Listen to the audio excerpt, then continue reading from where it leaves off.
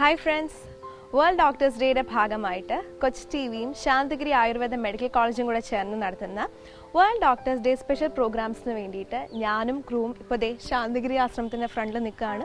എൻ്റെ പുറകിൽ നോക്കിയാൽ നിങ്ങൾക്കറിയാം നല്ല മനോഹരമായ ഇവിടുത്തെ ഏറ്റവും സ്പെഷ്യലായിട്ടുള്ള പർണശാല കാണാം. ഇവിടുത്തെ ഗുരുവിനെ സമാധി ചെയ്തിരിക്കുന്നത് ഈ പർണശാലയിലാണ്. ഒത്തിരിയധികം നല്ല മനോഹരമായ നല്ല ബ്യൂട്ടിഫുള്ളായ ശാന്തസുന്ദരമായ സ്ഥലമാണ്. അപ്പോൾ വേൾഡ് ഡോക്ടേഴ്സ് ഡേ സ്പെഷ്യൽ പ്രോഗ്രാംസിലൂടെ നമ്മൾ കടക്കാൻ പോവുകയാണ്. ഒത്തിരിയധികം പ്രോഗ്രാംസ് കൂട്ടുകാരെ വെയിറ്റ് ചെയ്തിരിപ്പുണ്ട്. ഡോക്ടേഴ്സും നമ്മുടെ കുറേ ഫ്രണ്ട്സും എല്ലാവരും വെയിറ്റിംഗ് ആണ്. നമുക്ക് പ്രോഗ്രാംസ് ഒക്കെ ഒന്ന് കണ്ട് തിരിച്ചു വരാം.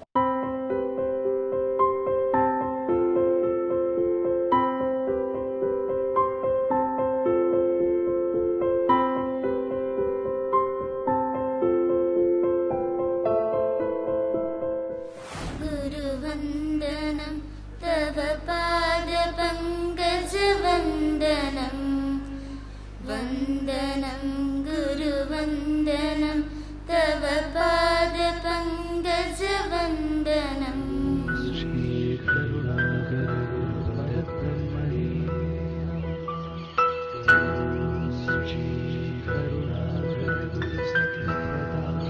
सर्वादरणीय जन्नी सुभग ज्ञान तपस्वी, आदरणीय स्वामी प्रणवशुद्ध ज्ञान तपस्वी, आदरणीय जननी प्रार्थना ज्ञान तपस्वी, ശാന്തിഗിരി സിദ്ധ മെഡിക്കൽ കോളേജിൻ്റെ principal Devarajan sir, Kochi T വിയിൽ നിന്ന് ഇവിടെ എത്തിച്ചേർന്നിരിക്കുന്ന അഭിരാമിയും മറ്റ് കൊച്ചി ടി വി പ്രവർത്തകർ അംഗങ്ങളെ, നമുക്കറിയാം വേൾഡ് ഡോക്ടേഴ്സ് ഡേ ആയി ജൂൺ 30 ഈ ലോകം മുഴുവൻ ആചരിക്കുകയാണ്. ഡോക്ടർ ബിപിൻ ചന്ദ്രബോസിൻ്റെ ജന്മദിനമാണ് ലോകം മുഴുവൻ വേൾഡ് ഡോക്ടേഴ്സ് ഡേ ആയിട്ട് ആചരിക്കപ്പെടുന്നത്. എന്നാൽ നമ്മൾ നാഷണൽ ഡോക്ടേഴ്സ് ഡേ ആയിട്ട് ആചരിക്കുന്നത് ജൂലൈ 1 ജൂലൈ 1 ഡോക്ടേഴ്സ് ഡേയുടെ ആയി ബന്ധപ്പെട്ടുകൊണ്ട് നമ്മൾ ഇന്നിവിടെ വേൾഡ് ഡോക്ടേഴ്സ് ഡേ ശാന്തിഗിരി ആശ്രമവും അതുപോലെ കൊച്ചി ടി വിയുമായി ചേർന്നുകൊണ്ട് ഇവിടെ നടത്തുകയാണ്. എന്താണ് ആരോഗ്യം? താങ്കൾ തന്നെ ഏറ്റവും മുന്നിരിക്കുന്നതാണ്. എന്താണ് ആരോഗ്യം? എന്താ? ശക്തി. ശക്തിമാനായാൽ ആരോഗ്യമുണ്ടായി അല്ലേ? നല്ല ആൻസർ. കൈയടിക്കുക എല്ലാവർക്കും. വേറെ ആൻസറാണ്. ഇനി ആരോ ആൻസർ പറയാളെ? രോഗമില്ലാത്ത അവസ്ഥ. എന്ത് നല്ല ആൻസറുകളാണ് നമ്മളെ കുട്ടികളിൽ നിന്ന് കിട്ടുന്നത്. അപ്പം നമ്മൾ പ്രത്യേകിച്ച് ഇവരെ ആരോഗ്യ ബോധവൽക്കരണം നടത്തേണ്ട കാര്യമില്ല. എനിക്ക് തോന്നുന്നു കുട്ടികൾ തന്നെ നമുക്ക് ആരോഗ്യ ബോധവൽക്കരിക്കാനുള്ള ശേഷിത്തുള്ള കുട്ടികളാണ് നമ്മുടെ മുന്നിരിക്കുന്ന കൊച്ചുമിടുക്കന്മാരും മിടുക്കികളും. വളരെ സന്തോഷമുണ്ട്. വേൾഡ് ഡോക്ടേഴ്സ് ഡേയുടെ ഭാഗമായിട്ട് കൊച്ചി ടി വിയും ശാന്തിഗിരിയും കൂടെ ചേർന്ന് നടത്തുന്ന വേൾഡ് ഡോക്ടേഴ്സ് ഡേ സ്പെഷ്യൽ പ്രോഗ്രാംസിൽ ആദ്യമായിട്ട് കൂട്ടുകാർക്ക് എല്ലാവർക്കും വേണ്ടിയിട്ട് ആയുർവേദത്തിൽ നമ്മൾ ആയുർവേദം വഴി എങ്ങനെ നമ്മുടെ ആരോഗ്യം മെച്ചപ്പെടുത്തിയെടുക്കാം, ആ ആയുർവേദത്തിലെ കുറച്ച് പൊടിക്കൈകൾ, ഇങ്ങനെ പനി വന്നാൽ എന്തൊക്കെ ചെയ്യാം, ഒരു കൂട്ടുകാർക്ക് കുറേയധികം കാര്യങ്ങൾ പാലക്കാട് ശാന്തിഗിരി ആയുർവേദ മെഡിക്കൽ കോളേജിലെ അസിസ്റ്റന്റ് പ്രൊഫസറായ ഡോക്ടർ ആശ പറഞ്ഞുതരാൻ പോവുകയാണ്. അപ്പോൾ എല്ലാവരും അത് ശ്രദ്ധിച്ചിരുന്ന് കേട്ട് നല്ല യൂസ്ഫുൾ ആക്കണം.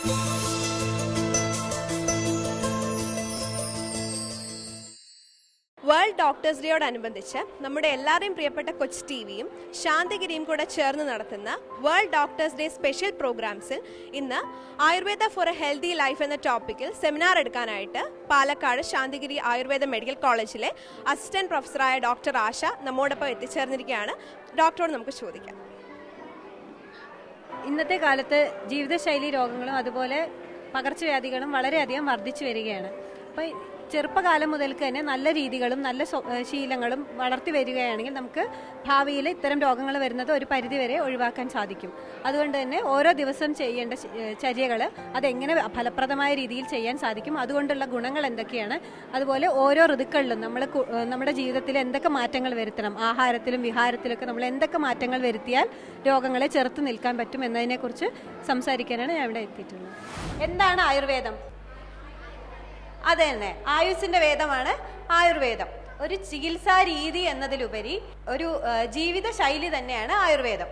എങ്ങനെ നമുക്ക് രോഗങ്ങളെയൊക്കെ ചെറുത്ത് നല്ലൊരു ജീവിത രീതി നേടാം എന്നത് ആയുർവേദത്തിൽ വളരെ ചിട്ടയായി വിവരിച്ചു വന്നിട്ടുണ്ട്. അപ്പം നമുക്ക് നല്ലൊരു ജീവിതം നേടാൻ ആയുർവേദത്തിലെ ചര്യകൾ ചെറുപ്പം മുതൽ തന്നെ ശീലിക്കേണ്ടതുണ്ട്. അപ്പം ഇത്തരം നല്ല ശീലങ്ങളെ 3 രീതിയിലാണ് പറഞ്ഞിട്ടുള്ളത്. ഒന്ന് ദിനചര്യ, അടുത്തത് ഋതുചര്യ, പിന്നെ സദ്വൃത്തം. ദിനചര്യ എന്ന് വെച്ചാൽ നമ്മൾ ദിവസവും പാലിക്കേണ്ട കാര്യങ്ങൾ. നമ്മൾ രാവിലെ എഴുന്നേൽക്കുന്ന കാര്യമായാലും അതുമുതൽ കിടക്കുന്ന കാര്യം വരെ അതെങ്ങനെ നല്ല രീതിയിൽ ചെയ്യാമെന്നുള്ള കാര്യങ്ങൾ പറയുന്നതാണ് ദിനചര്യ. അടുത്തത് ഋതുചര്യ. ഓരോ ഋതുക്കൾക്കനുസരിച്ച് നമ്മുടെ ജീവിതചര്യകളിൽ ചെറിയ ചെറിയ മാറ്റങ്ങൾ വരുത്തുകയാണെങ്കിൽ നമുക്ക് മഴക്കാലത്തും വേനൽക്കാലത്തും ഒക്കെ ഉണ്ടാക്കുന്ന രോഗങ്ങളെ കുറേയൊക്കെ ചെറുത്ത് നിൽക്കാൻ പറ്റും. ഇതിനെയാണ് ഋതുചര്യ എന്നുള്ള പേരിൽ പറഞ്ഞു വന്നിട്ടുള്ളത്. അടുത്തത് സദ്വൃത്തം. നമ്മുടെ നല്ല പെരുമാറ്റ രീതികളെയാണ് സദ്വൃത്തത്തിൽ പറഞ്ഞിട്ടുള്ളത്. നമ്മുടെ മനസ്സ് എങ്ങനെയായിരിക്കണം, മറ്റുള്ളവരുടെ പെരുമാറ്റം എങ്ങനെയായിരിക്കണം, ഇതെല്ലാമാണ് സദ്വൃത്തത്തിൽ പറഞ്ഞിട്ടുള്ളത്. പിന്നെ ഇത് നമുക്ക് കുട്ടികൾക്ക് പ്രായോഗികമായ ചില കാര്യങ്ങൾ ഓരോന്നായിട്ട് വിവരിച്ച് നോക്കാം. ആദ്യം ദിനചര്യ. എന്താണ് ദിനചര്യ?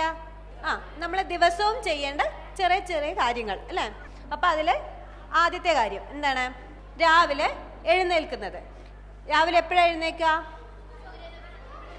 അത് തന്നെ. എല്ലാരും സൂര്യൻ ഉദിക്കുന്നതിന് മുമ്പ് എഴുന്നേൽക്കുന്നുണ്ടോ? മിടുക്കന്മാരും മിടുക്കികളാണല്ലോ. അപ്പം നമ്മൾ ആയുർവേദം നിഷ്കർഷിച്ചിട്ടുള്ളത് ബ്രാഹ്മ മുഹൂർത്തത്തിൽ എഴുന്നേൽക്കാനാണ്. എന്ന് വെച്ചാൽ അത് രാവിലെ പുലർച്ചെ 3 മണി മുതൽ 6 മണി വരെയാണ് ബ്രാഹ്മ മുഹൂർത്തം എന്നാണ് ഉദ്ദേശിക്കുന്നത്. അത്രയും നേരത്തെ എഴുന്നേറ്റില്ലെങ്കിലും കഴിയുന്നതും സൂര്യൻ ഉദിക്കുന്നതിന് മുമ്പ് അല്ലെങ്കിൽ ഒരു 6 മണിക്ക് എങ്കിലും എഴുന്നേറ്റ് ശീലിക്കുക. രാവിലെ എഴുന്നേൽക്കുമ്പോഴും രാത്രി കിടക്കുന്നതിന് മുമ്പും കൃത്യമായി പല്ല് തേക്കുക. അതും ചുരുങ്ങിയത് ഒരു 2 മിനിറ്റെങ്കിലും എടുത്ത് വേണം പല്ല് തേക്കാൻ. പിന്നെ പല്ല് തേക്കാൻ ഉപയോഗിക്കുന്ന ബ്രഷ് എത്ര കാലം ഉപയോഗിക്കാം? നമുക്ക് 3 മാസക്കാലമാണ് ഒരു ബ്രഷ് ഉപയോഗിക്കാൻ പറയുന്നത്. ഇനി അടുത്തത് എണ്ണ തേക്കുന്ന കാര്യം. എല്ലാവരും തലയിലൊക്കെ എണ്ണ തേച്ചാണ് കുളിക്കുന്നത് അല്ലേ? ആയുർവേദത്തിൽ പറയുന്നത് എണ്ണ തേക്കുന്നത് തലയിലും ചെവികളിലും അതുപോലെ കാൽപാദങ്ങളിലും വേണം എണ്ണ തേക്കാൻ എന്നാണ് പറയുന്നത്. പിന്നെ അടുത്തത് എന്താ? എക്സസൈസ്. എക്സസൈസ് എന്ന് പറഞ്ഞാൽ എന്താ? കുട്ടികളുടെ എക്സസൈസ് എന്താ? അത് തന്നെ, കളിക്കുന്നതാണ് കുട്ടികളുടെ എക്സസൈസ്, പ്ലേ അല്ലേ? ഇപ്പത്തെ കുട്ടികൾക്ക് പലപ്പോഴും കളിക്കാൻ സമയം കിട്ടുന്നില്ല. കാര്യം എന്താ? TV ആണ്. ഇതൊക്കെ തന്നെയാണ് ഇപ്പത്തെ കുട്ടികളുടെ കളി കുറഞ്ഞു വരുന്നതിന്റെ പ്രധാന കാരണം. ഒന്ന് TV കാണല്, പിന്നെ വീഡിയോ ഗെയിം, പിന്നെ അല്ലെങ്കിൽ മൊബൈല്, ഇന്റർനെറ്റ്, ഈ കാര്യങ്ങളിലാണ് കുട്ടികൾ സമയം ചെലവാക്കുന്നത്. അപ്പൊ അതിന്റെ പല ഭവിഷ്യത്തുകളും ഭാവിയിൽ കുട്ടികൾ അനുഭവിക്കേണ്ടി വരാറുണ്ട്. പൊണ്ണത്തടി, ഡയബറ്റിസ്, അങ്ങനെയുള്ള പല രോഗങ്ങളും ഭാവിയിൽ വരാൻ സാധ്യത കൂടുതലാണ്. ഇനി അടുത്തത് ആഹാരം. ഏറ്റവും പ്രധാനപ്പെട്ട കാര്യം എന്ന് പറഞ്ഞാൽ നമ്മുടെ ആഹാരം. എന്ത് കഴിക്കണം, എങ്ങനെ കഴിക്കണം, എപ്പോൾ കഴിക്കണം, എത്രത്തോളം കഴിക്കണം എന്നുള്ള കാര്യങ്ങളെല്ലാം പലർക്കും സംശയമാണ് അല്ലേ? ആയുർവേദത്തിൽ പറഞ്ഞിട്ടുള്ളത് ഹിതമായ ആഹാരം മിതമായ അളവിൽ ശരിയായ കാലത്ത് കഴിക്കാനാണ് പറയുന്നത്. കഴിക്കുന്ന ആഹാരം നല്ല പോഷക സമൃദ്ധമാവുകയും വേണം. ഹിതമായ ആഹാരം എന്താണ്? ഹിതമായതെന്ന് വെച്ചാൽ ശരീരത്തിന് ഏറ്റവും ഉചിതമായത് എന്ന് വെച്ചാൽ നമുക്ക് വളർച്ചയ്ക്കും രോഗപ്രതിരോധ ശേഷിക്കും ഒക്കെ നല്ല ആഹാരത്തിനെയാണ് ഹിതമായ ആഹാരം എന്നതുകൊണ്ട് ഉദ്ദേശിച്ചിട്ടുള്ളത്. പിന്നെ എങ്ങനത്തതാണ് കഴിക്കാൻ പാടില്ലാത്തത്? തണുത്ത ആഹാരങ്ങള്, പിന്നെ പഴകിയ ആഹാരങ്ങള്, അതുപോലെ തന്നെ വളരെ ശുഷ്കിച്ച ആഹാരങ്ങള്, പിന്നെ ദഹിക്കാൻ ബുദ്ധിമുട്ടുള്ളത്, പിന്നെ ആവശ്യത്തിലധികം പാകം ചെയ്തത്. അങ്ങനെ ആവശ്യത്തിലധികം നമ്മളിട്ട് തിളപ്പിച്ചുകൊണ്ടിരുന്ന എന്താ? അതിലെ പോഷകാംശങ്ങളെല്ലാം നഷ്ടപ്പെടും. അപ്പൊ ആവശ്യത്തിന് മാത്രം പാകം ചെയ്താൽ മതി. കൂടുതലായിട്ട് പാകം ചെയ്ത ആഹാരങ്ങളും കഴിക്കാൻ പാടില്ല. ഇപ്പോഴത്തെ കുട്ടികൾക്ക് ഏറ്റവും പ്രധാനപ്പെട്ട കാര്യം എന്താണ്? ജങ്ക് ഫുഡ് എന്ന് വെച്ചാൽ ഈ കവറുകളിലും മറ്റും നല്ല ഭംഗിയോടെ കൂടിയുള്ള ആഹാരങ്ങൾ കിട്ടുമല്ലേ? മാഗി ഇപ്പൊ അടുത്തിടെ നിരോധിച്ചത് അല്ലേ? ഇങ്ങനെയുള്ള ഭക്ഷണങ്ങളൊക്കെ കഴിവതും ഒഴിവാക്കുക. എന്ന് വെച്ചാൽ ഇങ്ങനെയുള്ള പാക്കറ്റിൽ കിട്ടുന്ന ഭക്ഷണങ്ങളിൽ പലപ്പോഴും അത് കേടുവരാതിരിക്കാൻ വേണ്ടിയിട്ടുള്ളതും അതുപോലെ രുചിയും മണവും ഒക്കെ കൂട്ടാൻ വേണ്ടിയിട്ടുള്ള പല രാസവസ്തുക്കളും ചേർക്കുന്നുണ്ട്. അത് പതിയെ നമ്മുടെ ശരീരത്തിന് വളരെ വലിയ ദോഷങ്ങൾ വരുത്തി വയ്ക്കും.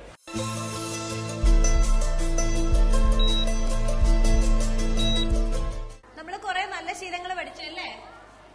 ഇനി നിങ്ങൾക്ക് എന്തൊക്കെ സംശയങ്ങളുണ്ട് അതെല്ലാം ഒന്ന് എണീറ്റെന്ന് ചോദിച്ചോളൂ. മഴക്കാലത്ത് പനി വരാണ്ടിരിക്കാനുള്ള ഈ ആയുർവേദത്തിലെ മരുന്ന്, പ്രതിരോധ മരുന്നുകൾ അല്ലേ? വളരെ നല്ല ചോദ്യമാണ്. ഇപ്പൊ മഴക്കാലമാണ്, എല്ലാവർക്കും പനി, ചുമ, ജലദോഷം, പല രോഗങ്ങളും ഉണ്ട്. അപ്പം അവ വന്ന് ചികിത്സിക്കുന്നതിനേക്കാളും നല്ലത് വരാതെ നോക്കുന്നതാണ്. അപ്പൊ അതിന് ശരീരത്തിന്റെ രോഗപ്രതിരോധ ശേഷി വർദ്ധിപ്പിക്കുകയാണ് ആദ്യം വേണ്ടത്. അപ്പം നമ്മൾ കഴിക്കേണ്ട ആഹാരങ്ങൾ ആദ്യം ശ്രദ്ധിക്കണം. ചൂടുള്ള ആഹാരം കഴിക്കണം. അതുപോലെ കുരുമുളക് മുതലായ ഔഷധങ്ങളും ഒക്കെ ആഹാരത്തിൽ ഉൾപ്പെടുത്തുക. അത് കുറച്ചുകൂടെ എരിവൊക്കെ ചെല്ലുമ്പോഴേ കുറെ കഫത്തിൻ്റെയൊക്കെ ശല്യം കുറഞ്ഞു കിട്ടും. പിന്നെ തേന് ആഹാരത്തിൽ ഉൾപ്പെടുത്തണം. പിന്നെ അതുപോലെ തന്നെ ചുക്ക് കാപ്പി മുതലായവ ഉണ്ടാക്കി അത് ഇടയ്ക്കിടയ്ക്ക് കുടിച്ചുകൊണ്ടിരിക്കുക. പിന്നെ ശരീരത്തിന് ബലം കുറയുന്ന കാലമാണ് മഴക്കാലം. അപ്പം ഔഷധങ്ങളും കൊണ്ടിട്ട് തിളപ്പിച്ച സൂപ്പുകൾ, അതുപോലെ ഔഷധ കഞ്ഞികൾ, ഇതെല്ലാം ശീലിക്കുന്നത് രോഗങ്ങൾ വരാതിരിക്കാൻ വളരെ നല്ലതാണ്. പിന്നെ വേണ്ടതെന്ന് വെച്ചാൽ വ്യക്തി ശുചിത്വം നല്ലപോലെ പാലിക്കുക. ചെരുപ്പിടാതെ പുറത്തു പോയി കളിക്കുക, അങ്ങനെയുള്ളതൊക്കെ ഒഴിവാക്കുക. തിളപ്പിച്ചാറിയ വെള്ളം മാത്രം ഉപയോഗിക്കുക. അതുപോലെ നല്ലപോലെ പാകം ചെയ്ത ആഹാരങ്ങൾ, മാംസാഹാരമൊക്കെ ആണെങ്കിൽ നല്ലപോലെ പാകം ചെയ്ത് മാത്രം കഴിക്കുക. പുറത്തുനിന്നുള്ള ആഹാരങ്ങൾ കഴിക്കുന്നത് കഴിവതും ഒഴിവാക്കുക. എണ്ണ തേച്ച് കുളിക്കുന്നത് എന്തിനാ? എണ്ണ തേച്ച് കുളിക്കാറുണ്ടോ? എണ്ണ തേച്ച് കുളിക്കാറുണ്ട്. തലയിൽ എണ്ണ തേക്കുന്നത് കൊണ്ട് നമ്മുടെ മുടി വളരാനാണ് ആദ്യം ഹെൽപ്പ് ചെയ്യുന്നത്. പിന്നെ അതുപോലെ തന്നെ നമ്മുടെ കണ്ണിനും ചെവിക്കും ഒക്കെ വളരെയധികം നല്ലതാണ്. പിന്നെ അതുപോലെ പാദങ്ങളിൽ എണ്ണ തേക്കാനും പറയുന്നുണ്ട്. പാദങ്ങളിൽ എണ്ണ തേച്ച് കഴിഞ്ഞാൽ കുറേ നമ്മുടെ ഉറക്കക്കുറവ് മാറിക്കിട്ടും. പിന്നെ അതുപോലെ കാലിന് കൂടുതൽ ബലം കിട്ടുന്നതായിരിക്കും. അതുപോലെ കണ്ണിന് വളരെ കുളിർമ കിട്ടുന്നതാണ്. അതുപോലെ ശരീരത്തിലെ സർക്കുലേഷൻ, രക്തയോട്ടമൊക്കെ നല്ല രീതിയിൽ നടക്കാനും മാംസപേശികൾക്ക് ബലം കിട്ടുവാനും ഒക്കെ എണ്ണ തേച്ച് കുളി വളരെ സഹായിക്കുന്നതാണ്. പ്രത്യേകിച്ച് മഞ്ഞുകാലങ്ങളിൽ എണ്ണ തേച്ച് കുളിച്ചു കഴിഞ്ഞാൽ ശരീരത്തിൽ നിന്ന് ഊഷ്മത പോവാതെ കുറച്ച് നമുക്ക് തണുപ്പിനെയൊക്കെ പ്രതിരോധിക്കാൻ സഹായിക്കും. വീടിന് ചുറ്റും നട്ടു വളർത്താൻ പറ്റിയ പച്ച മരുന്നുകൾ ഏതൊക്കെ? നമുക്ക് വീടിന് ചുറ്റും ഒരു നല്ല ഔഷധത്തോട്ടം തന്നെ ഉണ്ടാക്കി കഴിഞ്ഞാൽ കുറേ രോഗങ്ങൾക്ക് നമുക്ക് അവിടുന്ന് തന്നെയുള്ള ഔഷധങ്ങൾ കൊണ്ട് ചികിത്സ ചെയ്യാവുന്നതാണ്. അപ്പം നമുക്ക് നല്ലൊരു ഔഷധത്തോട്ടം ഉണ്ടാക്കുകയാണെങ്കിൽ അതിൽ അത്യാവശ്യം വേണ്ടത് തുളസി, പിന്നെ അതുപോലെ വേപ്പ് നടാം. പിന്നെ ഓർമ്മശക്തിക്കൊക്കെ വളരെ നല്ലതാണ് ബ്രഹ്മി, അങ്ങനെയുള്ള ഔഷധങ്ങൾ. പിന്നെ തിപ്പലി നടാം. പിന്നെ കുരുമുളക്, ഇതെല്ലാം നമ്മുടെ വീട്ടിൽ സാധാരണയായി കാണുന്നത് തന്നെയാണ്. കുരുമുളക് നടാം. പിന്നെ അതുപോലെ മാതളം നല്ലതാണ്, രക്തം വർദ്ധിക്കാനും രക്തശുദ്ധിക്കൊക്കെ വളരെ നല്ലതാണ് മാതളം പോലെയുള്ളത്. മുരിങ്ങയില, ഇതെല്ലാം നമുക്ക് വീട്ടിൽ നട്ടു വളർത്താവുന്നതാണ്. അതുപോലെ തന്നെ കറ്റാർ വാഴ, ഇതൊക്കെ പെട്ടെന്ന് വളരുന്ന ഔഷധങ്ങളുമാണ്. നട്ടു വളർത്തി കഴിഞ്ഞാൽ ഉപയോഗപ്രദമാണ്. ഓർമ്മശക്തി വർദ്ധിപ്പിക്കാൻ ആയുർവേദത്തിൽ എന്ത് മരുന്നാണ് ഉള്ളത്? ഓർമ്മശക്തി വർദ്ധിപ്പിക്കാൻ നമ്മൾ ആദ്യം ചെയ്യേണ്ടത് നമ്മുടെ ജീവിതചര്യ ഒന്ന് ചിട്ടയാക്കുക എന്നുള്ളത് തന്നെയാണ്. എന്നുവെച്ചാൽ കൃത്യമായിട്ടുള്ള ഉറക്കം, നല്ല രീതിയിലുള്ള ആഹാരം, നല്ല രീതിയിലുള്ള പെരുമാറ്റം, ഇതൊക്കെ ആദ്യം ചിട്ടയാക്കി കൊണ്ടുവരിക. അതിനുശേഷം നമ്മുടെ ആഹാരത്തിൽ ശ്രദ്ധിക്കുക. എന്നുവെച്ചാൽ കൂടുതൽ ദഹിക്കാൻ ബുദ്ധിമുട്ടുള്ള ആഹാരങ്ങൾ കഴിക്കുന്ന ശീലം കുറയ്ക്കുക. നെയ്യ്, സാധാ നെയ്യ് തന്നെ ഭക്ഷണത്തിൽ സ്ഥിരമായി ഉൾപ്പെടുത്തി കഴിഞ്ഞാൽ അത് നമ്മുടെ തലച്ചോറിൻ്റെ വളർച്ചയ്ക്ക് വളരെയധികം സഹായിക്കുന്നതാണ്. പിന്നെ അതുപോലെ ബദാമുകൾ, ഇതെല്ലാം ഭക്ഷണത്തിൽ കൂടുതൽ ഉൾപ്പെടുത്തുക. കൂടാതെ സാരസ്വതകൃതം പോലെയുള്ള നെയ്യുകളും ഓർമ്മശക്തി വർദ്ധിപ്പിക്കാൻ നല്ലതാണ്. കൂടുതലും ഇംഗ്ലീഷ് മെഡിസിൻ ആണ് യൂസ് ചെയ്യുന്നത്. പക്ഷേ ആയുർവേദമാണ് ശരീരത്തിന് നല്ലത്. കാരണം? നല്ലൊരു ചോദ്യമാണ്. ഇംഗ്ലീഷ് മരുന്നുകളും ആയുർവേദ മരുന്നുകളും തമ്മിലുള്ള വ്യത്യാസമാണ് ചോദിക്കുന്നത് അല്ലേ? നമുക്ക് രോഗങ്ങൾ വന്നിട്ട് അതിനെ ചികിത്സിക്കുന്നതിനേക്കാളും പ്രാധാന്യം വരുന്നത് വരാതെ നോക്കുന്നതാണ്. അപ്പം ഇംഗ്ലീഷ് ചികിത്സയുടെ ഒരു രീതി എന്ന് വെച്ചാൽ അത് രോഗത്തെ ചികിത്സിക്കലാണ്. എന്നാൽ ആയുർവേദത്തിൽ നമ്മൾ പറയുന്നത് രോഗത്തെയല്ല, നമ്മൾ മറിച്ച് രോഗിയെ സമ്പൂർണ്ണമായിട്ടാണ് ചികിത്സിക്കുന്നത്. എന്ന് വെച്ചാൽ അയാളുടെ ജീവിത രീതികൾ, ഇപ്പോൾ പറഞ്ഞ പോലെയുള്ള ജീവിത രീതികളും എല്ലാം ഒരു രോഗിയുടെ ചികിത്സയാണ്. അല്ലാതെ രോഗത്തിന് പ്രത്യേകമായിട്ടുള്ള അതും പറയുന്നുണ്ട്, പക്ഷെ അതിലുപരി അതൊരു രോഗിയെ ചികിത്സിക്കലാണ്. ഈ ജലദോഷത്തിന് ആയുർവേദത്തിലെ ചികിത്സകൾ എന്തെല്ലാം? ജലദോഷത്തിന് ഇപ്പോൾ പറഞ്ഞ പോലെ തന്നെ ചുക്ക് കാപ്പി കുടിക്കുന്നത് നല്ലതാണ്. പിന്നെ അതുപോലെ പനിക്കൂർക്കയുടെ ഇല അത് വെച്ച് ആവി കൊള്ളുന്നതും നല്ലതാണ്. പിന്നെ പനിക്കൂർക്കയുടെ നീര് എടുത്ത് തളം പോലെ നെറുകയിൽ വെക്കാം. അത് ഉള്ളിലോട്ട് തേൻ ചേർത്ത് കഴിക്കുന്നതും നല്ലതാണ്. ശ്വാസം മുട്ടലുള്ളവർക്ക് ആവി പിടിക്കുന്നത് ദോഷം ചെയ്യുമോ? ശ്വാസം മുട്ടൽ വളരെ കൂടിയിരിക്കുന്ന സമയത്ത് നമ്മൾ ആവി പിടിക്കുന്നത് ദോഷം ചെയ്യും. എന്നുവെച്ചാൽ ശ്വാസം കിട്ടാൻ ഒരുപാട് ബുദ്ധിമുട്ടുള്ള സമയത്ത് ആവി പിടിക്കുന്നത് കഴിവതും ഒഴിവാക്കുകയാണ് നല്ലത്. അതിനുശേഷം പിന്നെ വേണമെങ്കിൽ നമുക്ക് ചെയ്ത് ശീലിക്കാം.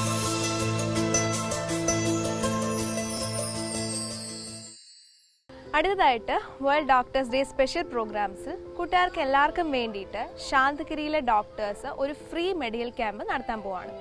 ഈ ക്യാമ്പിൻ്റെ പ്രത്യേകത എന്താണെന്ന് വെച്ചാൽ എൻ്റെ കൺസൾട്ടേഷൻ ആണെങ്കിലും അതുപോലെ തന്നെ എൻ്റെ മരുന്നുകളാണെങ്കിലും ബാക്കി എല്ലാ ഫീസും ഇവിടെ ഫ്രീ ആണ്. ഈ ക്യാമ്പിൻ്റെ മെയിൻ അട്രാക്ഷൻ അത് തന്നെയാണ്. എല്ലാവർക്കും സൗജന്യമായിട്ടുള്ള ചികിത്സയാണ് ചെയ്യുന്നത്. അപ്പോൾ കൂട്ടുകാർക്ക് എല്ലാവർക്കും ഒന്ന് കാണണ്ടേ? നമുക്ക് കണ്ടിട്ട് തിരിച്ചു വരാം.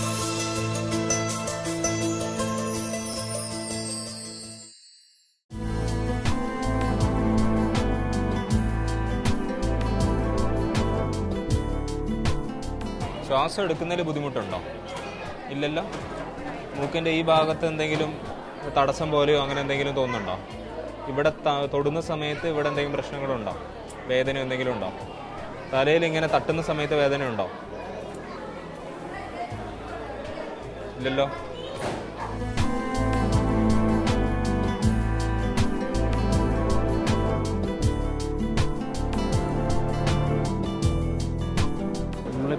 9 വയസ്സായില്ലേ നന്മയ്ക്ക്, ഒരു 6 ഗ്ലാസ് 7 ഗ്ലാസ് വെള്ളമെങ്കിലും കുടിക്കണം. ഇടയ്ക്കിടയ്ക്കൊക്കെ വെള്ളം കുടിക്കണം. എന്നാലേ ഇതുപോലെ പനിയൊക്കെ വരാതിരിക്കുള്ളൂ.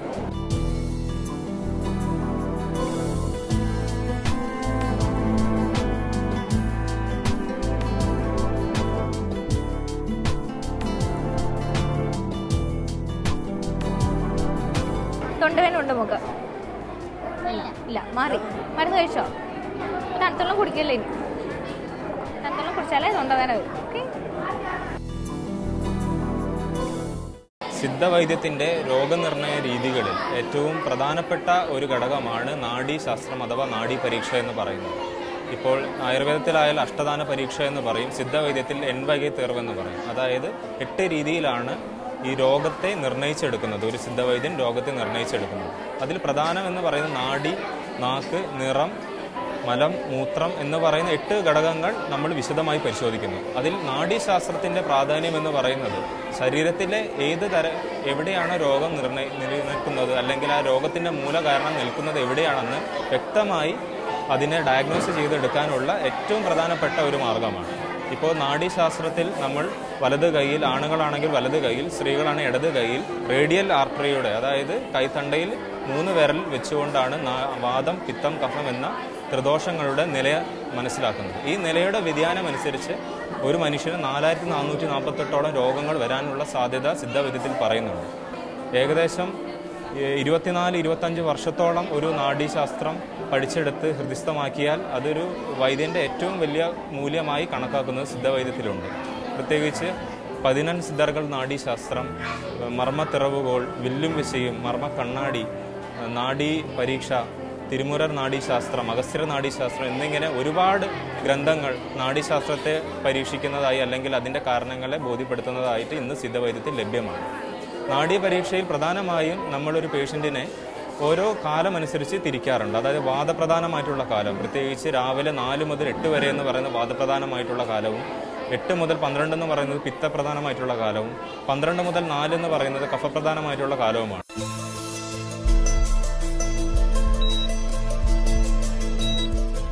Welcome back to world doctors day special programs. ഇനി അടുത്തതായിട്ട് കൂട്ടുകാരെ വെയിറ്റ് ചെയ്തിരിക്കുന്ന ഒരു കുങ്ഫു ക്യാമ്പാണ്. ഇവിടെ ശാന്തിഗിരി മാർഷൽ ആർട്സിൻ്റെ മാസ്റ്ററായ സിഫു ദിലീപിൻ്റെ ഒരു കുങ്ഫു ക്യാമ്പാണ്. കുങ്ഫുവിലൂടെ നമ്മുടെ ആരോഗ്യം എങ്ങനെ മെച്ചപ്പെടുത്തിയെടുക്കാം എന്നതിനെ കുറിച്ചുള്ള ഒരു ക്യാമ്പാണ്. സോ എല്ലാവരും കണ്ട് എൻജോയ് ചെയ്യുക.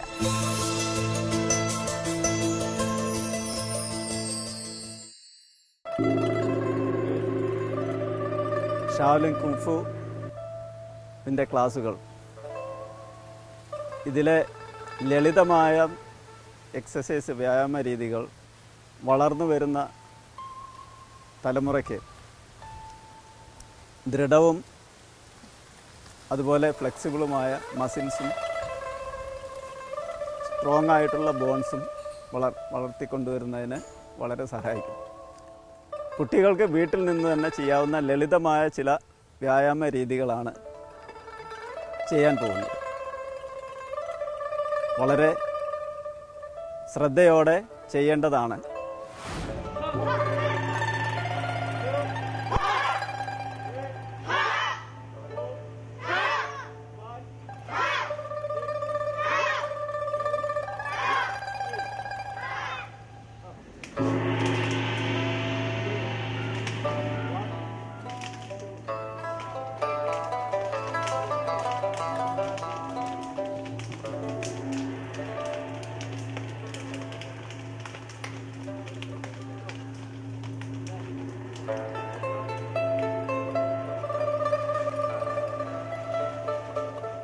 മാക്സിമം ബ്രീത്ത്, ശ്വാസം ഉള്ളിലേക്ക് വലിക്കുക.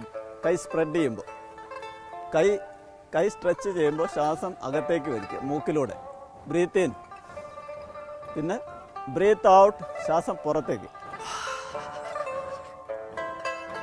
അഗൈൻ ബ്രീത്ത് ഇൻ,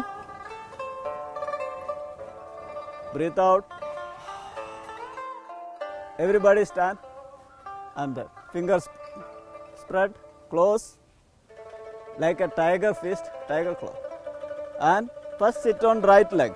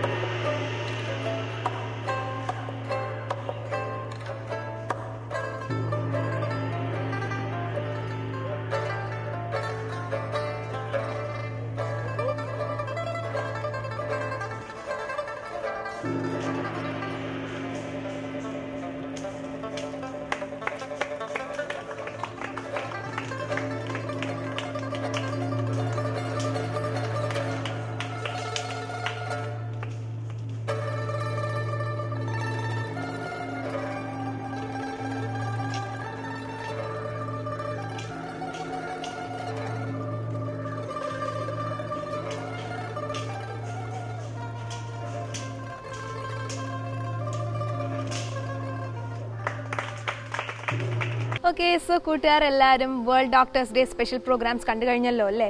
ഇനിയും ഒത്തിരിയധികം പ്രോഗ്രാംസ് ഉണ്ട്. അപ്പോൾ ഇന്നത്തെ പ്രോഗ്രാംസ് കൂട്ടുകാർക്ക് എല്ലാവർക്കും വളരെയധികം ഫലപ്രദമായെന്നും അതൊക്കെ നല്ല യൂസ്ഫുൾ ആയെന്നും എല്ലാവരും എൻജോയ് ചെയ്തെന്നും വിശ്വസിക്കുന്നു. അപ്പോൾ ഇനി അടുത്ത എപ്പിസോഡ് നമ്മുടെ ഡിയറസ്റ്റ് കൊച്ച് ടിവിയും ശാന്തിഗിരി സിദ്ധ മെഡിക്കൽ കോളേജിലെ ഡോക്ടേഴ്സും ചേർന്ന് അവതരിപ്പിക്കുന്ന കുറച്ച് പ്രോഗ്രാംസ് ഇനിയുമുണ്ട്. അപ്പോൾ ബാക്കി വിശേഷങ്ങൾ അടുത്ത എപ്പിസോഡിൽ കാണാം. Till then, this is me, Lakshmi Abhrami R. Iyer, signing off. Bye-bye.